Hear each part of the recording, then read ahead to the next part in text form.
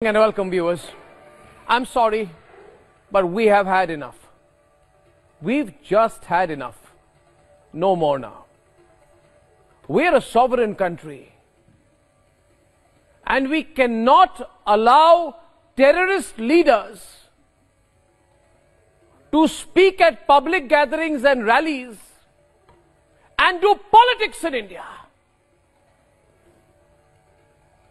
That's what the Hamas has started doing. If some people in India want to work with the Hamas, if some people in India love the Hamas so much, if some people in India identify so much with the Hamas, then they can go to the Gaza Strip and join them. But this is Indian soil. This is Bharat. And to call a Hamas terrorist, in this case, a man called Khalid Mashal, to address a rally in Malappuram, Kerala, is a violation of every conceivable law. And it's a crying shame. It's a crying shame that this is happening in India in the name of secularism. That this is secularism. Being fans of the Hamas is secularism. It's not, it's a subversion of secularism. This man, this Hamas man, addresses rallies in Kerala and says that Islamic forces must unite against anti-Islamic forces. The whole thinking of this man is Islamic versus non-Islamic. Islam versus those who are not Islamic. This kind of Islamist thinking, when anyone who opposes violent, radicalized, jihadi thinking is to be eliminated. The very thought that this is happening on Indian soil is terrifying. Ladies and gentlemen, the fact that the Chief Minister of Kerala is so weak, and perhaps in the political clutches of the forces that encourage and are part of this Islamist thinking, this fundamentalism, ladies and gentlemen, should be a wake-up call for us all. And you would remember I had said this a few days back, and many of you supported me then. I looked ahead and I said that don't imagine that what is happening to Israel, what the people of Israel have gone through, the degree of barbaric violence, that will never happen to India. Don't be complacent, because we too are surrounded by similar forces.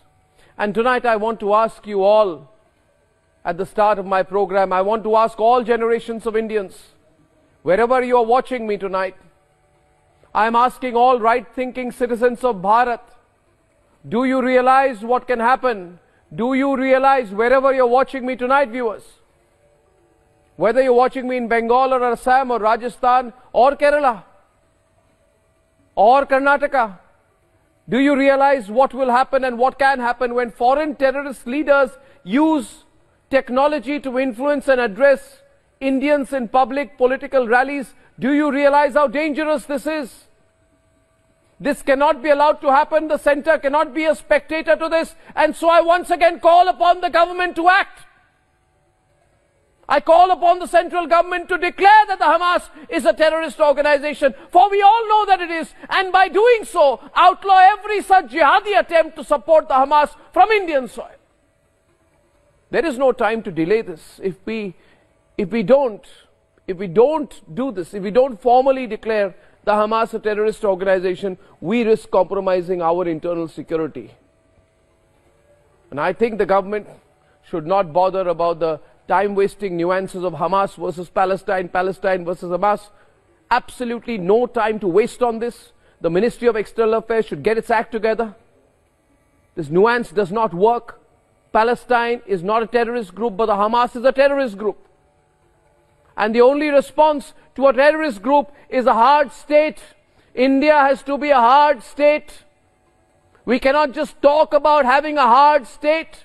We should be a hard state.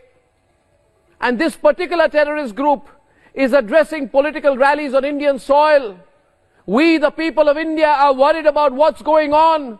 We believe that the Malappuram rally should be a wake-up call.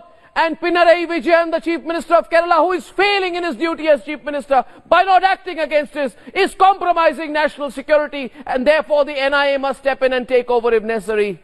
No compromise from here. No compromise on the Hamas. This is Bharat. No compromise on any jihadi group. Not now, not ever. I call upon the government to formally declare the Hamas